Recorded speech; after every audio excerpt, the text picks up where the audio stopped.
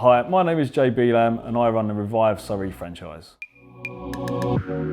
I started my business in October 2010. I knew absolutely nothing about running a business, but again, that's why franchising was a good option for me. I'm really independent. I love doing my own thing, I love making my own decisions, and I love being in control of my own destiny. What I liked about the franchise is that although there was a structure behind it, I still had completely, and still do, have control over my own life.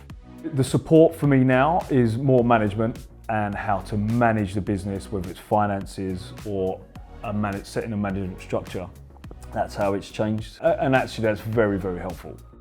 I've got a young family, I love going to watch and play sports.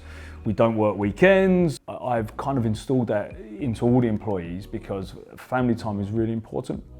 But it's fun as well. You know, you need to have fun. I enjoy my job, but also like to do stuff outside of my job. And you know, when you find that balance, I'm not quite there yet, if I'm honest, still lots of work, probably not quite enough family time, but I'll always be hunting for that balance.